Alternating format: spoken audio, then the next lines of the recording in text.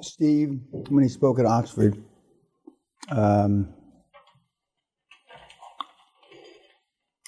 subsequent to it, he said he was a little nervous because he realized that it was going to be on YouTube forever. What are some of the obvious takeaways from watching him speak for 40 or 50 minutes at Oxford? He had a lot of passion. He's an alpha male. We're going to go through some litigation that Microsoft was involved in.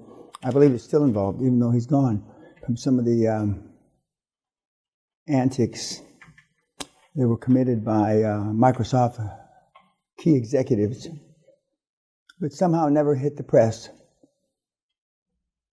And you never Google them.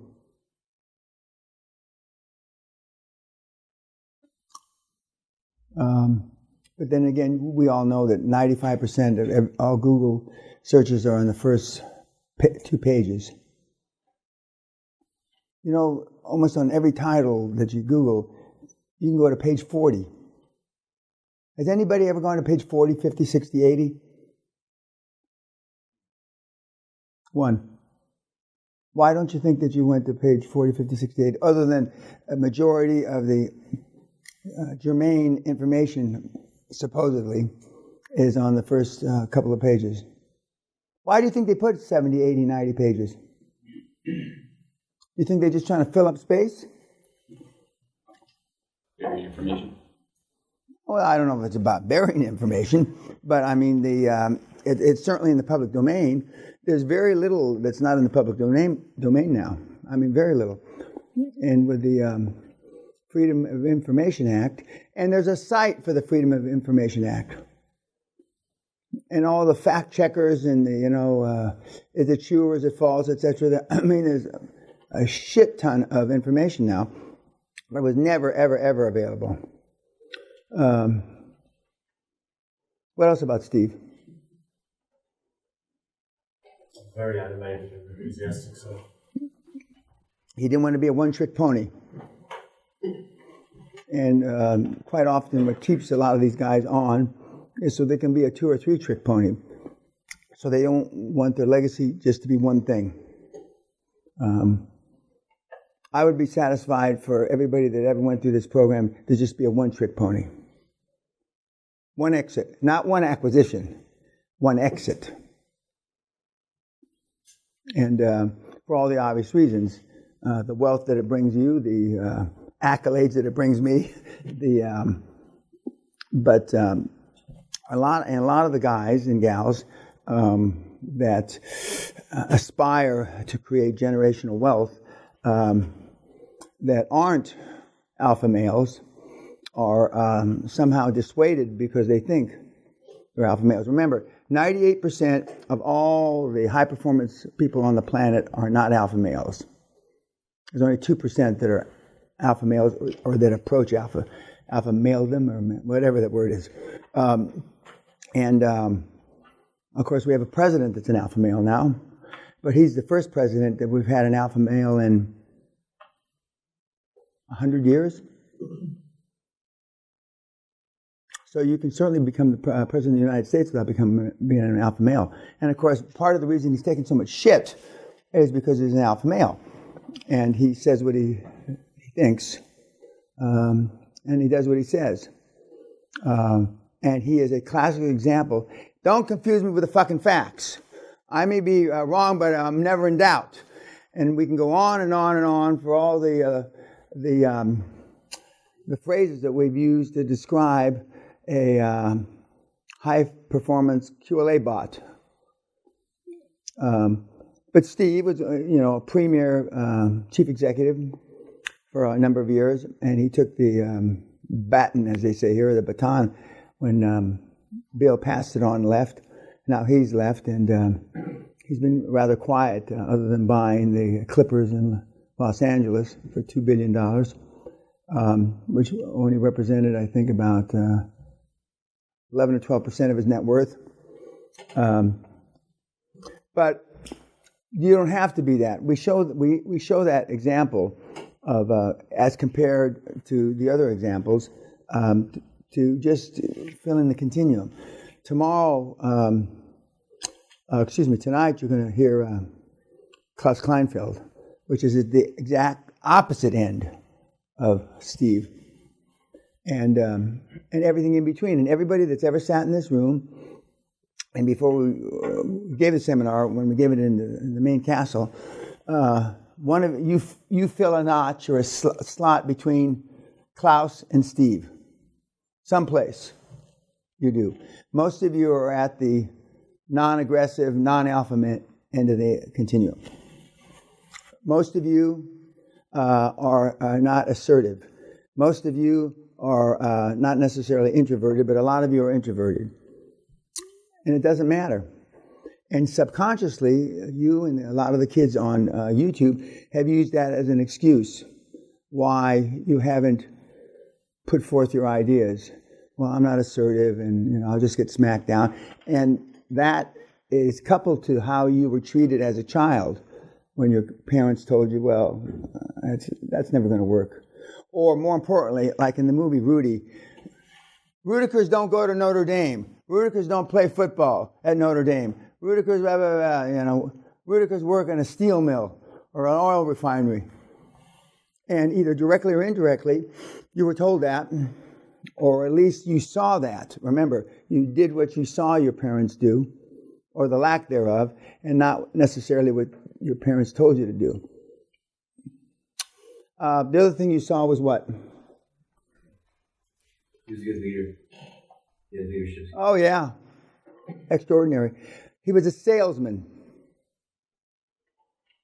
And most of you, except for the used car salesman in the back, salesmen are on the shit end of the continuum. Your mom and dad didn't send you to school to learn how to be a fucking salesman. I'm a salesman that has developed his sales skills to the ultimate. I've sold countries, nations. I'm proud to be a salesman. But in general, salesmen are the highest paid people on the planet because they create top line. Remember we talked about it yesterday? And those that create top line are magic. Peña, you ought to be able to sell every goddamn person that walks through the door. My old sales manager, back when I was still going to graduate school. But Steve is a salesman. And I believe in that little clip that you saw last night, he talks about he didn't understand the intricacies of some of the products, or maybe all the products. But he knew, generally speaking, what they were good for, just as I do. And just as, generally speaking, you're going to understand M&A, mergers and acquisition, with only knowing 31 words. It's hard to believe that you could get filthy rich knowing just 31 words. And not even the concepts behind the fucking words. And what have you been taught all your life? Just the opposite. At least 2 or 3 of you have asked me either privately, on one-on-one, or during the breaks, I was thinking about going into such and such, but I don't really know anything about such and such. How can I do it? Remember, I knew not enough about the oil and gas business to fill the top of that pen. I knew less than. And by anybody's imagination or statistics or benchmarks, I was super successful. And as I said earlier a couple of days ago, now, unfortunately, I know a lot about the industry. And I haven't made any money in it in a number of years. I wonder, I haven't. Because now I look at the deals. The ratio between gas and oil and this and that and supply and demand. So now I'm a fucking expert. I haven't made a dime in it in 10, 15 years. Because now I look at it the wrong way. I look at it, even though I don't do spreadsheets, I look at it in the spreadsheet manner. And you can always come up with a reason why not to do something. And by God, I've come up with a number of them in oil and gas. I'm not quite as good at mining because I was in the mining business, but now I look at mining deals, and now that the machinery wears out, and in 3 to 5 years, blah blah blah. You're going to have a capital influx. You're going to have to raise money, blah blah blah. And so no, I don't do any mining deals. So you're not brain surgeons. We've had a few brain surgeons come through the program, but you're not brain surgeons. You don't have to know those kind of details. But your board, your dream team, needs to know. Somebody, the devil's in the detail, and somebody better know the detail, or you're going to make some mistakes. But you're just gathering up deals. That's all you're doing. It's gathering up deals, finding the money to do those deals. And your board is helping you discern which ones you go forward with.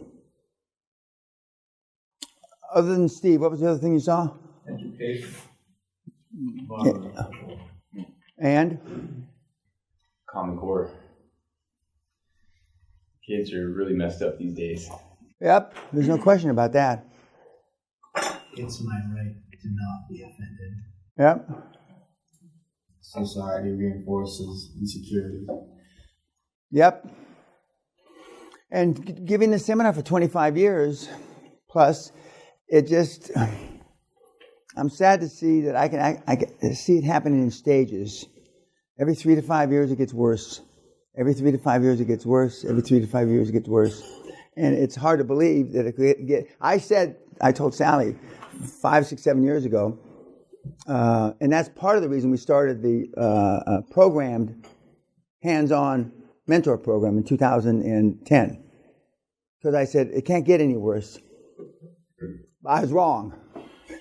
It's got significantly worse than 2010. And even though I've told you a majority of the kids that are on the Hall of Fame and the majority of the kids that have created super amounts of money didn't have the holding the hand. Y'all kind of laughed or chuckled when I said, when I was 12, 13 years old, my dad held my hand when we went places. It's embarrassing, right? Well, I got to hold your hand now. So I'm doing the same thing that I said that I would, and I didn't do that as a father when our kids were growing up. I said I wouldn't wish that on anybody when I was a kid. And now here I am, holding your little hand. Oh, come on. We can get to the goal line. You're not tired. You just think you're tired. Jesus Christ. I would have bet anything that wouldn't have happened. But obviously it has. And 5 years from now, as bad as I think you are, unless something catastrophic happens in the world, the next group is going to be worse. The next group is going to be worse. And the kids that I'm training that their parents went through, and their parents knew how to train the kids are significantly worse than the parents. How's he doing? Oh yeah, he's doing great. Didn't you teach him anything that you learned? Because they have so much outside information now. They're inundated almost instantaneously with information. And they're constantly, online and texting. And that's bad. Anything about you saw? Anything that you saw? Anything else? Any comments? There's too much focus on the quality of outcome. They want the same results for everybody. Yeah. I was just going to tell you to please explain the quality of outcome. But yeah, everybody should get the same results. Well, if everybody puts in the same input, then that's not an unreasonable expectation. But we all know everybody doesn't put in the same input. Some of you, now not particularly me because I didn't have any athletic ability, but guys and gals that have the same or equal athletic ability and one trains 50% harder, it's likely that person's going to get better results. Not always, because some people are gifted. I wasn't one of those, but And since I sat in a corner with a dunce cap on in grammar school, I didn't know that I was smart. We all knew that I was different for sure, but they didn't equate that with intelligence at that time. Now, if I had gone to a posh school, like Kennedy kids and the Bush kids and the Rockefellers, etc., they knew what that trait meant, and they could have steered me. And up until I was about 35, I had a huge chip on my shoulder. I mean, because I was pissed off at my parents for them not emphasizing education for me, until I fired my first Harvard guy. And then, and then I fired a Yale guy, and then an Oxford guy, and then a Stanford guy. Then, by the time I was in my late 30s, and it's not a coincidence that I got a shit ton of money made in that time frame, I realized, well, maybe it was all right that they didn't emphasize education. Because remember, the only goal they had for me, or my dad specifically, was to keep me alive till the age of reason. And he didn't know that was 20, 30, 40. And the last time I got arrested was February 10th, 1977. So I was 31 and a half years old. So I got my head screwed on straight, more or less, when I was in my early 30s. Still doing crazy shit. And I had a Rolls, I had matching Mercedes, I had a great house, I had a beautiful wife, and I was still fucking up. But when I was fucking up, I was making a lot of money. When I talk about it, making $100,000 or $40,000 a month, which then was, I didn't really focus on it, then was geometrically more than it is today. But even today, you know, not that many people make $100,000 in a day. So it's still a lot of money. But money's not everything. It's the only thing anybody keeps track of, though. Do people keep track of karma? Do they keep track of Zen? We got a couple of 2 or 3 quasi-Zenners in here. Don't we, Dot? Who's a beast. I mean, he's the guy that 4 years from now you read about in the paper that he hatcheted 45 people and ate their lungs and hearts and brains. We're not going to show you on camera because we don't want to get you in trouble when you go back home. Okay, now I've been saying this the whole week. Excellence is not a single act; it's a habit. And right now, most of you have piss poor habits, and most of the kids on YouTube have piss poor habits because your habits have been based on what you've seen. First of all, how your parents acted. Second of all, how the people that you've been exposed to, hanging with. Show me your friends and I'll show you your future. And if you, in your neighborhood, you know, most of the kids are getting arrested, going to jail, going to prison. There's a high probability that you're going to get arrested and you're going to go to jail and you're going to go to prison. The fact that I dodged prison is a miracle. It's a miracle for all the shit that I used to get involved in. But I mean, the habits that you will be forced to create on your weekly report are golden. And some of you that have employees, a refined version of that report can be and should be used with your employees. It's the easiest way to show them accountability. And you will be overwhelmed, or maybe underwhelmed is a better word, that how hard it is for them to adapt to that accountability. Okay, YouTube, thank you.